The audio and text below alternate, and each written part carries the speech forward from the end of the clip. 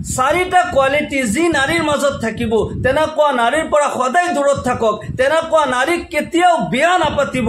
এই চাৰিটা বদ আখলাক যি নাৰীৰ মাজত থাকে তেনেকুৱা নাৰীক যদি আপুনি বিয়া পাতে আপুনি বৰবাদ হৈ যাব। আপোনাৰ ঘৰ সংসাৰ আল্লাহৰ গজবৰ চিকাৰ হৈ আপুনি ধ্বংস হৈ যাব। মোৰ প্ৰিয় দিনী ভাই বন্ধুসকল, আল্লামা জালালুদ্দিন ৰুমি ৰহমতুল্লাহ আলাইহি বিশ্ববিখ্যাত এজন আলিম আছিল, জামানাৰ শ্ৰেষ্ঠ ওলি আছিল। এদিনাখন তেখেতৰ দৰবাৰত এনেকুৱা এজন ব্যক্তি আহি উপস্থিত হৈছে যি নেকি দুখীয়া নিচলা হয়, যুগৰ অৱহেলিত নিৰ্যাতিত এজন লোক হয়। তেওঁ উপস্থিত হৈ কৈ আছে, আল্লামা জালালুদ্দিন ৰুমি ৰহমতুল্লাহ আলাইহি কৈ আছে, হুজুৰ মই বহুত দূৰৰ পৰা ভ্ৰমণ কৰি বহুত কষ্ট কৰি নেৰা নেপেৰাকৈ আজি আপোনাৰ দৰবাৰত হাজিৰ হৈছোঁ। হুজুৰ মই যদিও আজি 3 দিনৰ লঘোণত হয় কিন্তু মোৰ কোনো ভোক নাই, মোৰ কোনো পিয়াহ নাই, মই বহুত কষ্ট কৰি আপোনাৰ দৰবাৰত হাজিৰ হৈছোঁ। হুজুৰ আপুনি যদি দয়া কৰে আপোনাৰ জীৱনৰ মূল্যৱান সময়ৰ পৰা মোক যদি অলপমান সময় আপুনি দিয়ে আৰু মোৰ কথাখিনি যদি আপুনি শুনে মোৰ অন্তৰখনে বহুত শান্তি পাব। আল্লামা জালালুদ্দিন ৰুমি ৰহমতুল্লাহ আলাইহি মানুহজনৰ ভাষ্য শুনি মানুহজনৰ অৱস্থা দেখা পায় তেখেতক ওচৰলৈ মাতিলে, হে আল্লাহৰ বান্দা তুমি মোৰ ওচৰত আহা, মোৰ মুখামুখি হৈ তুমি বহা আৰু কোৱা তোমাৰ কি হৈছে, কি দুখ কষ্টত তুমি ভোগ কৰি আছা। সেই ব্যক্তিজনে কৈ আছে, হুজুৰ মই বহুত দুখীয়া হয়, ৰাস্তাৰ ভিখাৰী হয়। আচল কথাটো হৈছে মই কোনো দুখীয়া নিচলা নাছিলোঁ, মই ৰাস্তাৰ ভিখাৰী নাছিলোঁ। এটা সময় আছিল হুজুৰ মই আৰবপতি আছিলোঁ, বহুত ডাঙৰ ব্যৱসায় মই কৰিছিলোঁ, ধন সম্পদ বিলাসিতাৰ কোনো অভাৱ নাছিল, মোৰ কোনো বন্ধু বান্ধৱৰ কোনো অভাৱ নাছিল। আজি মোৰ ওচৰত একো নাই, মোৰ টকা পইচাও নাই, সেই ব্যৱসায় বাণিজ্যও নাই, মোৰ কোনো বন্ধু বান্ধৱ নাই, মোৰ আপোন যিমান আছিল মোৰ বিবি পৰ্যন্ত মোক এৰি থৈ গুচি গ'ল। হুজুৰ মই যেতিয়া ব্যৱসায় বাণিজ্য কৰি আছিলোঁ মোৰ বহুত টকা পইচা আছিল, মই এজনী ছোৱালীক বিয়া পাতিছোঁ, তাইক মই বহুত মৰম কৰোঁ, তাইৰ যেতিয়া যি লাগে মই লগে লগে হাজিৰ কৰি দিওঁ। হুজুৰ মই ইমানখিনি মৰম আৰু মহাব্বত কৰিছিলোঁ মোৰ পত্নীক যে মই বিয়া পাতা 10 বছৰ হৈ যোৱাৰ পিছতো মোৰ কোনো হাই সন্তান নাছিল। মই তথাপিও কেতিয়াও আফচোচ কৰা নাই, কেতিয়াও কোনো প্ৰশ্ন মই কৰা নাছিলোঁ। মোৰ বিবিয়ে যেতিয়া যি বিচাৰে লগে লগে মই দি দিওঁ। চন্দুকৰ চাবি পৰ্যন্ত, বাকচৰ চাবি পৰ্যন্ত মোৰ বিবিক মই দি দিছোঁ। মোৰ পত্নীক মই ইমান বিশ্বাস কৰিছোঁ, ইমান ভাল পাইছিলোঁ। মোৰ ৰিষ্টেদাৰ, মোৰ বন্ধু বান্ধৱৰ কোনো অভাৱ নাছিল। হুজুৰ যেতিয়া নেকি মই আল্লাহৰ ইমতিহানত পৰিলোঁ, আল্লাহ তালাই যেতিয়া মোৰ জীৱনত পৰীক্ষা ল'ব ধৰিলে, মোৰ বিজনেছ যেতিয়া ডাউন হৈ গ'ল, মই দিনক দিনে যেতিয়া ডাউন হৈ গ'লোঁ, দুখীয়া হৈ গ'লোঁ, এদিনাখন মোৰ বিবিয়ে মোক কৈ আছে যে তোমাৰ লগত বিয়া হৈ মোৰ লাইফ বৰবাদ কৰি দিলোঁ, মোৰ জীৱনটোৱে বৰবাদ হৈ গ'ল, তুমি মোক কেতিয়াও কোনো শান্তি দিয়া নাই। হুজুৰ মোৰ যে ইমান ধন সম্পদ মোৰ জীৱনৰ পৰা শেষ হৈ গ'ল, মোৰ বিজনেছ নোহোৱা হ'ল, মই ৰাস্তাত আহি গ'লোঁ, মোৰ কোনো দুখ নাই। মোৰ এটা কথাত, মোৰ বিবিৰ এটা বাক্যত মোৰ অন্তৰ চুৰ মাৰ হৈ গৈছে, ভাঙি গৈছে। যি বিবিক মই কেতিয়াও কোনো বস্তুৰ অভাৱ কৰা নাই, যেতিয়া যি বস্তুৰ প্ৰয়োজন হৈছে মই লগে লগে দি দিছোঁ, মোৰ সেই বিবিয়ে যেতিয়া এই কথা কয় যে তোমাৰ লগত বিয়া হৈ মই বৰবাদ হৈ গ'লোঁ, তুমি কেতিয়াও মোৰ কোনো ভাল কৰা নাই, হুজুৰ এই কথাৰ কাৰণে মোৰ অন্তৰ ভাঙি পৰি গৈছে। আজি 3 দিনৰ লঘোণত আছোঁ কিন্তু মোৰ কোনো ভোক নাই, মোৰ পিয়াহ নাই। হুজুৰ এই সমস্যাৰ সমাধান বিচাৰি মই আপোনাৰ ওচৰত আহিছোঁ, আপুনি মোক কিবা নচিহত কৰক। আল্লামা জালালুদ্দিন ৰুমি ৰহমতুল্লাহ আলাইহি মানুহজনৰ কথাখিনি মনোযোগ সহকাৰে শুনিলে, গভীৰ মনোযোগ দি কথাখিনি শুনিলে আৰু কৈ আছে, হে আল্লাহৰ বান্দা মনত ৰাখিবা এই 4টা বদ আখলাক যি নাৰীৰ মাজত থাকে তেনেকুৱা নাৰীক কেতিয়াও বিয়া পাতিব নালাগে।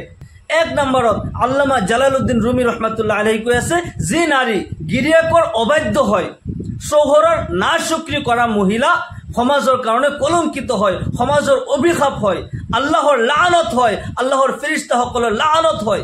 কিয়নো এজন পুৰুষে যেতিয়া বিয়া পাতে, সংসাৰ কৰে, তেওঁ যিমান টকা পইচা ইনকাম কৰে একমাত্ৰ তেওঁৰ বিবি বাচ্চাৰ কাৰণে তেওঁ ইনকাম কৰে, তেওঁ নিজৰ কাৰণে। কোনো পুৰুষে নিজৰ কাৰণে টকা পইচা উপাৰ্জন নকৰে, সকলো পুৰুষে বিবি বাচ্চাৰ কাৰণে উপাৰ্জন কৰে। যি বিবিক নেকি জীৱনৰ আটাইতকৈ বেছি মূল্য দিয়ে, যি বিবিক বেছি মোহাব্বত কৰে, যেতিয়া যি লাগে লগে লগে আনি হাজিৰ কৰি দিয়ে, সেই বিবিয়ে যেতিয়া শৌহৰক তুচ্ছ তাচ্ছিল্য কৰে, তোমাৰ লগত বিয়া হয় মোৰ জীৱন বৰবাদ হৈ গ'ল, মোৰ মা বাবাই তোমাৰ লগতে মোক বিয়া দিলে আৰু মোৰ জীৱন বৰবাদ কৰি দিলে, এনেকুৱা বাক্য যেতিয়া কোনো এজন পুৰুষে শুনে নিজৰ বিবিৰ মুখৰ পৰা, তেতিয়া অন্তৰ ভাঙি যায় আৰু সেই শৌহৰৰ অন্তৰৰ পৰা যি বদদুআ, যি কষ্টৰ যি আহ শব্দ ওলায়, তাৰ কাৰণে আল্লাহৰ আৰশ কঁপি উঠে। সেই নাৰীৰ জীৱন বৰবাদ হৈ যায়, ইহকাল পৰকাল বৰবাদ হৈ যায়। আল্লাহৰ ৰসুল জনাবে মুহাম্মদুৰ ৰাছুলুল্লাহ সাল্লাল্লাহু আলাইহি ওয়াসাল্লাম যেতিয়া মেৰাজৰ পৰা উভতি আহি সাহাবাসকলক কৈ আছে, আল্লাহ তাআলাই মোক এই কুল কায়নাতৰ ভ্ৰমণ কৰাইছে, মোক জান্নাত দেখুওৱা হৈছে, জাহান্নাম দেখুওৱা হৈছে। আল্লাহৰ নবী সাল্লাল্লাহু আলাইহি ওয়াসাল্লামে কৈ আছে, মই জান্নাত জাহান্নামৰ ভ্ৰমণ কৰিছোঁ।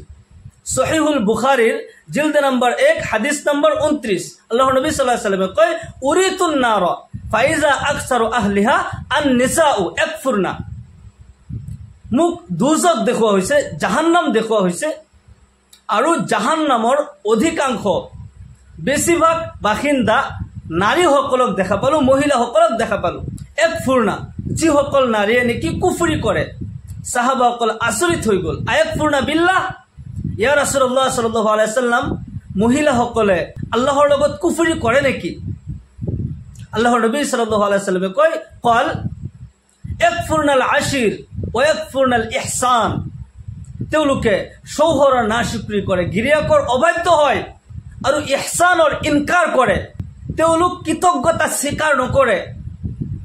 আল্লাহৰ নবী সাল্লাল্লাহু আলাইহি ওয়াসাল্লামে আৰু কৈ আছে, লাউ আহসানতা ইলা ইহদাহুন্না দাহৰা সুম্মা ৰাআত মিনকা শাইআন ক্বালাত মা ৰাআইতু মিনকা খায়ৰান কাত্তু।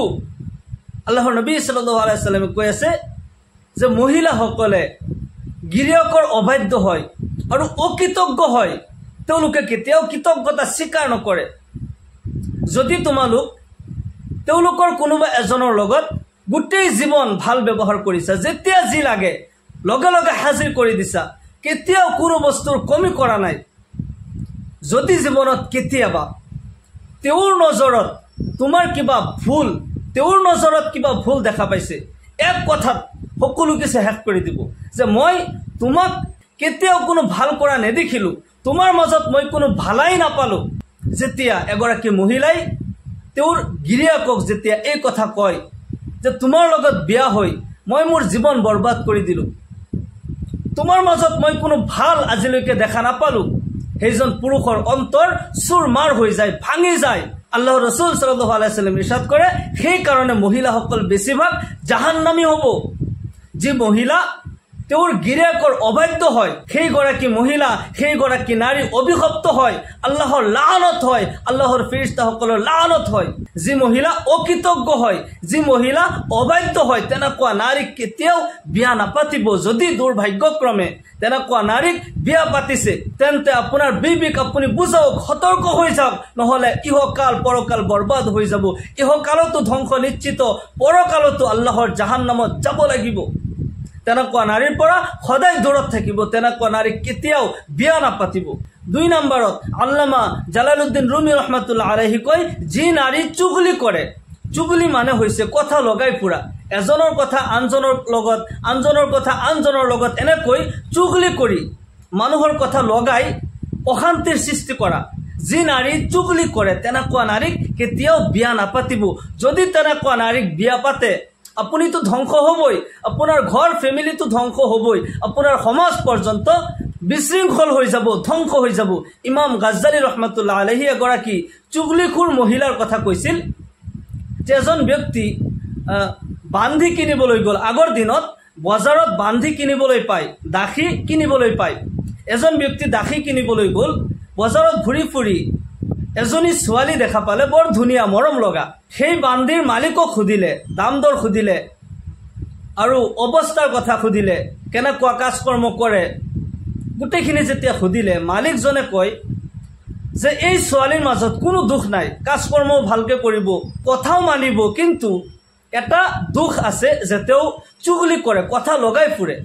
কথাখিনি শুনি গ্ৰাহকজনে, যিজনে কিনিব, তেওঁ ভাবিলে যদি কাজকৰ্ম ভালকৈ কৰে, দেখাতো বৰ ধুনীয়া, কাজকৰ্ম যদি ভালকৈ কৰে তেতিয়া চুগলি কৰিব কি? আমাৰ ঘৰত এনেও বেলেগ মানুহ নাই, গতিকে ছোৱালীজনীক লৈ ল'লে, কিনি আনিলে। ঘৰত আনি এটা কথাই কৈছে যে তোমাৰ যেতিয়া যি লাগে মই দিম, তোমাৰ খোৱাৰ কোনো অভাৱ নহয়, পিন্ধাৰ কোনো অভাৱ নহয়, কিন্তু তুমি ক'তো ওলাই যাব নালাগে, ঘৰৰ পৰা তুমি ক'তো যাব নালাগে, মোৰ বাৰীতে থাকিবা আৰু চুগলি নকৰিবা। ঠিক আছে, মানি ল'লে। প্ৰথম কিছুদিন ঠিকেই থাকিল। কিছুদিন যোৱাৰ পিছত সেইগৰাকী চুগলিখোৰ মহিলাৰ অন্তৰত চুগলিৰ ফুল ফুটি উঠিল। মানুহৰ স্বভাৱ কিন্তু সহজত চেঞ্জ নহয়। তেওঁ ভাবিলে আগত য'ত আছিল, যি মালিকৰ ওচৰত আছিল, তেওঁলোকৰ ঘৰত বহুত মানুহ আছিল আৰু বিভিন্নজনৰ ওচৰত যাই কথা লগাই অশান্তিৰ সৃষ্টি কৰিছিল, কিন্তু এই মালিকৰ ঘৰত আকৌ বেলেগ কোনো মানুহ নাই, অকল গিৰিয়েক ঘৈণীয়েক, তেওঁলোক বহুত ধনী মানুহ। এই চুগলিখোৰ মহিলাৰ অন্তৰত চুগলিৰ ফুল ফুটিছে। এতিয়া কৰিব কি? বেলেগ মানুহ যদিও নাই, এতিয়া ঘৈণীয়েকৰ ওচৰত গৈছে, মালিকানীৰ ওচৰত যাই কৈ আছে যে চুগলিটো কৰিব লাগিব, মিছা হ'লেও বনাইতো ক'ব লাগিব। তেওঁ কৈ আছে যে আপোনালোকে মোক বহুত মৰম কৰে, যেতিয়া যি লাগে মোক দি আছে, আপোনাৰ প্ৰতি মোৰ এটা আন্তৰিকতা আছে, আপোনাক মই বহুত ভাল পাওঁ, আপোনাৰ ভাল চিন্তা কৰিয়ে মই কথাখিনি কৈ আছোঁ। আপোনাৰ গিৰিয়েকক মই নিজ চকুৰে দেখা পাইছোঁ, অমুক ছোৱালীৰ লগত তেওঁ কথা পাতে, পৰকীয়া প্ৰেম কৰে, এনেকৈ শুনিছোঁ, ছোৱালীজনীক বিয়া পাতিব, আপোনাক এৰি দিব। এই কথা যেতিয়া ক'লে, ঘৈণীয়েকে সহজত মানি ল'ব পৰা নাই যে মোৰ গিৰিয়েকে মোক ইমান মৰম কৰে, কিন্তু আকৌ পৰকীয়া কেনেকৈ কৰিব পাৰে। এইফালে এই কথা ঘৈণীয়েকৰ ওচৰত কৈ চুগলিখোৰ মহিলাই আকৌ গিৰিয়েকৰ ওচৰত আহিছে, আহি কৈ আছে, মহাশয় আপুনি মোক কিনি আনিছে, মোক ইমান মৰম কৰে, মোক যেতিয়া যি লাগে আপুনি মোক দি আছে, আপোনাৰ প্ৰতি মোৰ এটা দায়িত্ব, এটা কৰ্তব্য আছে বুলি মই ভাবোঁ, আপোনাৰ ভাল চিন্তা কৰিয়ে মই এটা কথা কওঁ, আপুনি মনোযোগ দি শুনিব। মই আপোনাৰ ঘৈণীয়েকক মই নিজ চকুৰে দেখিছোঁ, বেলেগৰ কথা শুনিলেও বেলেগ কথা আছিল। চুগলিখোৰৰ ছিষ্টেমবিলাক কেনেকুৱা মন কৰিব, এনেকুৱাকৈ কয় যে সত্যই হয়, মানিবই লাগিব। মই নিজ চকুৰে দেখিছোঁ বুলি কৈ আছে যে মই নিজ চকুৰে দেখিছোঁ আপোনাৰ ঘৈণীয়েক অমুকজন ব্যক্তিক ভাল পায়, মই নিজ কাণেৰে শুনিছোঁ সেইজন ব্যক্তিৰ লগত বোলে পলাই যাব। এতিয়া খালি চিন্তা কৰি আছে আপোনাক ৰাস্তাৰ পৰা কেনেকৈ ছাইড কৰিব পাৰে। আপুনি সাৱধানে থাকিব, আপোনাৰ প্ৰতি মোৰ এটা দায়িত্ব আছে, সেইকাৰণে মই ক'লোঁ আপুনি সাৱধানে থাকিব। ৰাতি যেতিয়া আপুনি শুয়ে অলপ সাৱধানে আপুনি থাকিব, হ'ব পাৰে টোপনি অৱস্থাত আপোনাক মাৰি পেলাব, ৰাস্তা চাফ হৈ যাব। এই কথা কৈ আকৌ ঘৈণীয়েকৰ ওচৰত আহিছে, আহি কৈ আছে আপুনি মোৰ কথা বিশ্বাস কৰিলেও কৰক, নকৰিলেও নাই, যদি আপুনি ভাবে যে আপোনাৰ গিৰিয়েক গোটেই জীৱন আপোনাৰে হৈ থাকক, তেতিয়াহ'লে আপুনি এটা ব্যৱস্থা কৰিব লাগিব। কি? যে মই অমুক ঠাইত এজন কবিৰাজক চিনি পাওঁ, তেওঁ তাবিজ দিয়ে, যদি আপুনি তাবিজ লয় তেতিয়াহ'লে আপোনাৰ গিৰিয়েক আপোনাৰ বাধ্য হৈ থাকিব, আপোনাকেই ভাল পাব, আপোনাৰ বাহিৰে পৃথিৱীৰ অন্য কোনো মহিলাক ভাল নাপায়। কিন্তু ইয়াৰ কাৰণে আপোনাৰ গিৰিয়েকৰ মূৰৰ পৰা 3ডাল চুলি আপুনি কাটি আনিব লাগিব। এই ঘৈণীয়েকে ভাবিলে যে চুলি কাটি অনাটো কি ডাঙৰ কথা, যদি টোপনি যায় টোপনি অৱস্থাত কাটি আনিম। ঘৈণীয়েকে এই চিন্তা কৰি আছে কেতিয়া গিৰিয়েক টোপনি যায় আৰু মূৰৰ পৰা চুলি কাটি আনিব। এটি সুখৰ সংসাৰ, ইমান মিল মহাব্বতত জীৱন অতিবাহিত কৰি আছিল, কিন্তু এতিয়া ইজনে সিজনক ভয় কৰি আছে। ঘৈণীয়েকে মনে মনে চিন্তা কৰি আছে মোৰ স্বামী মোৰ পৰা আঁতৰি যাব, বেলেগক বিয়া পাতিব, মই কেনেকৈ মোৰ নিজৰ কৰি ৰাখিব পাৰোঁ। এইফালে গিৰিয়েক ইমান মৰম কৰাৰ পিছতো যেতিয়া ঘৈণীয়েকৰ কথা শুনিলে যে মোক ৰাস্তাৰ পৰা ছাইড কৰাৰ চিন্তা কৰি আছে, বেলেগক ভাল পায়, তেতিয়া ঘৈণীয়েকক ভয় কৰি আছে, মোৰ ঘৈণীয়েকে মোক মাৰিব আহে নেকি। ৰাতি যদিও শুইছে কিন্তু টোপনি নাই। গিৰিয়েকে ৰাতি টোপনি যাওঁতে গাৰুৰ তলত তলোৱাৰ লৈ শুই গৈছে আৰু টোপনি যোৱা নাই, নাক বজাই শুই আছে। যে তেওঁ টেষ্ট কৰিব বিচাৰিছে মোৰ ঘৈণীয়েক মোক মাৰিব আহে নে নাই। যেতিয়া নাক বজাইছে ঘৈণীয়েকে ভাবিছে যে গিৰিয়েকটো টোপনি গৈছে, এতিয়া চুলি কাটাৰ সুযোগ, চুৰি উলিয়াই লৈ গিৰিয়েকৰ ফালে যেতিয়া আগবাঢ়ি গৈ আছে, গিৰিয়েকৰ বিচনাৰ ফালে যেতিয়া গৈ আছে, লাহেকৈ গিৰিয়েকে টোপনিটো যোৱা নাছিল, লাহেকৈ চকু মেলি চাইছে যে মোৰ ঘৈণীয়েক চুৰি লৈ মোৰ ফালে আহি আছে, মোক মাৰিব। সেইগৰাকী মহিলাৰ কথা সত্য হয়, মোকতো মাৰিব আহিছে। লগে লগে তলোৱাৰ উলিয়াই লৈ ঘৈণীয়েকক মাৰি পেলালে, কতল কৰি দিলে। নাউজুবিল্লাহ। কিমান ডাঙৰ অঘটন হৈ গ'ল। পিছদিনা যেতিয়া শহুৰ ঘৰৰ মানুহে গম পালে যে জোৱাই আমাৰ ছোৱালীক মাৰি পেলাইছে, তেওঁলোক আহি জোৱাইকক কতল কৰি দিলে। এই দেখি এই গাঁৱৰ মানুহ সেই গাঁৱৰ মানুহৰ লগত যুঁজ লাগি গ'ল, তেজৰ নৈ বৈ গ'ল। কিহৰ কাৰণে হ'ল? সেইগৰাকী চুগলিখোৰ মহিলাৰ কাৰণে, কথা মিছামিছি লগোৱাৰ কাৰণে। গতিকে যদি কোনো ছোৱালী, যদি কোনো নাৰী চুগলি কৰে আপুনি গম পায়, তেনেকুৱা নাৰীৰ পৰা সদায় আঁতৰি থাকিব। তেনেকুৱা নাৰীক যদি বিয়া পাতে আপুনিতো ধ্বংস হ'বই, আপোনাৰ ঘৰ সংসাৰ, আপোনাৰ পৰিয়াল বৰবাদ হৈ যাব। মোৰ প্ৰিয় দিনী ভাই বন্ধুসকল, তৃতীয় নম্বৰত আল্লামা জালালুদ্দিন ৰুমি ৰহমাতুল্লাহ আলাইহি কয়, যি নাৰী পৰকীয়া কৰে, যি নাৰী পৰকীয়া প্ৰেম কৰে, নিজৰ স্বামী থৈ বেলেগৰ লগত পৰকীয়া প্ৰেম কৰে, তেনেকুৱা নাৰীৰ পৰা সদায় আঁতৰি থাকিব। তেনেকুৱা নাৰীক যদি আপুনি বিয়া পাতে আপুনি বৰবাদ হৈ যাব। এটা কথা মনত ৰাখিব, যিগৰাকী মহিলা তেওঁৰ স্বামীক এৰি আপোনাৰ ওচৰত আহিব পাৰে, যিগৰাকী মহিলা স্বামীৰ আপোন হ'ব নোৱাৰিলে তেওঁ আপোনাৰ আপোন কেনেকৈ হ'ব পাৰে? যিগৰাকী মহিলা নিজৰ স্বামী, নিজৰ সন্তান এৰি থৈ তেওঁলোকক ধোকা দি আপোনাৰ লগত বিয়া হ'ব পাৰে, আপোনাৰ লগত পলাই আহিব পাৰে, সেইগৰাকী মহিলা কালি আপোনাক লাত নামাৰিব, আপোনাক ধোকা নিদিব, তাৰ কি গ্যাৰাণ্টি আছে? গতিকে যুৱকসকল সাৱধান, তেনেকুৱা মহিলাৰ প্ৰতি কেতিয়াও নজৰ নিদিব, তেনেকুৱা মহিলাৰ পৰা সদায় আঁতৰি থাকিব, নহ'লে আপুনি বৰবাদ হৈ যাব। যদি ৰূপ সৌন্দৰ্য চাই আপুনি কাৰোবাৰ বিবিৰ প্ৰতি আপুনি দেৱানা হৈ গৈছে, এতিয়াও সময় থাকোঁতে সাৱধান হৈ যাওক। যিগৰাকী মহিলা স্বামীৰ আপোন হ'ব পৰা নাই, মোৰ আপোন কেনেকৈ হ'ব পাৰে? আপোনাৰ আপোন কেনেকৈ হ'ব পাৰে? কেতিয়াও নহয়। গতিকে তেনেকুৱা নাৰীক কেতিয়াও বিয়া নাপাতিব। পৰকীয়া কৰা নাৰী তেওঁ নিজৰে দুশ্মন হয়, আল্লাহৰ দুশ্মন হয়, আল্লাহৰ ফেৰিস্তাসকলৰ দুশ্মন হয়, আল্লাহৰ লানত সেইগৰাকী মহিলাৰ ওপৰত নাজিল হয়। সেইগৰাকী মহিলাৰ ইহকাল পৰকাল বৰবাদ হৈ যায়। আজিৰ সমাজৰ কিছু কিছু মহিলা নিজৰ ল'ৰা ছোৱালীক অন্ধকাৰলৈ ঠেলি দিয়ে, নিজৰ ল'ৰা ছোৱালীৰ জীৱন অন্ধকাৰলৈ ঠেলি দি কিছু মুহূৰ্তৰ শান্তিৰ কাৰণে বেলেগৰ লগত পলাই যায়। এবাৰ চিন্তাও নকৰে, এবাৰো ভাবি নাচায় যে মই অলপ সময়ৰ শান্তিৰ কাৰণে কাৰোবাৰ হাত ধৰি মোৰ স্বামীক এৰি মই গুচি গ'লোঁ, মোৰ স্বামী যেনিবা বেলেগ এজনী ছোৱালী আনিব, বেলেগ এটা সংসাৰ কৰিব, মোৰ ল'ৰা ছোৱালীৰ কি হ'ব? এবাৰ চিন্তাও নকৰে। এনেকুৱা মহিলাৰ ওপৰত আল্লাহৰ অভিশাপ হয়, আল্লাহৰ ফেৰিস্তাসকলৰ অভিশাপ হয়। মোৰ প্ৰিয় দিনী ভাই বন্ধুসকল, তেনেকুৱা নাৰীৰ প্ৰবঞ্চনাৰ জালত কেতিয়াও নপৰিব, আপুনিও বৰবাদ হৈ যাব। আল্লাহ পাক আমাক সকলোকে হেফাজত কৰক, আমাৰ সমাজ পবিত্ৰ কৰি দিয়ক। 4 নম্বৰত আল্লামা জালালুদ্দিন ৰুমি ৰহমাতুল্লাহ আলাইহি কয়, যি নাৰী শিৰিক কৰে সেইগৰাকী নাৰীৰ পৰা সদায় আঁতৰি থাকিব। সেই নাৰী তেওঁ নিজৰে দুশ্মন হয়, আল্লাহৰ দুশ্মন হয়, তেনেকুৱা নাৰীক কেতিয়াও বিয়া নাপাতিব। আল্লাহৰ ৰসুল জনাবে মুহাম্মদুৰ ৰাসূলুল্লাহ সাল্লাল্লাহু আলাইহি ওয়াসাল্লাম ইৰশাদ কৰে, সহিহুল বুখাৰীৰ 5090 নম্বৰ হাদিস হয়, তুনকাহুল মারআতু লিআরবাইন লিমালিহা ওয়া লিহাসাবিহা ওয়া লিজামালিহা ওয়া লিদীনিহা ফাজফার বিজাতিদ্দিন তারিবাত ইয়াদাকা। আল্লাহর নবী সাল্লাল্লাহু আলাইহি ওয়াসাল্লাম ইরশাদ করে, 4টা কাৰণত বিয়া পাতা হয়।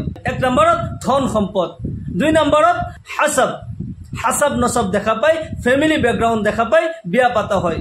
3 নম্বৰত ৰূপ সৌন্দৰ্য দেখা পাই বিয়া পাতা হয়।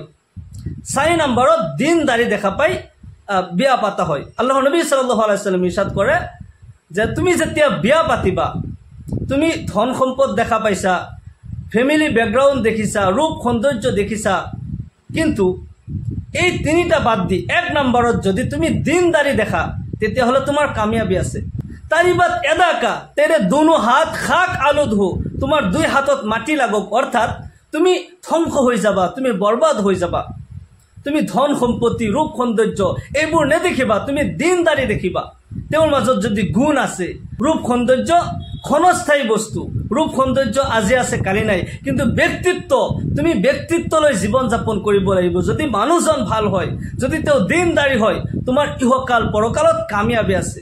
আৰু যি 4টা কোৱালিটিৰ কথা ক'লো, এই 4টা কোৱালিটি যি নাৰীৰ মাজত থাকে তেনেকুৱা নাৰীৰ পৰা সদায় আঁতৰি থাকিব। আল্লাহ পাক আমাক সকলোকে দিনৰ সহি সমাজ দান কৰক। আল্লাহুম্মা আমিন ওয়া আখিৰু দাওয়ানা আনিল হামদুলিল্লাহি ৰাব্বিল আলামিন।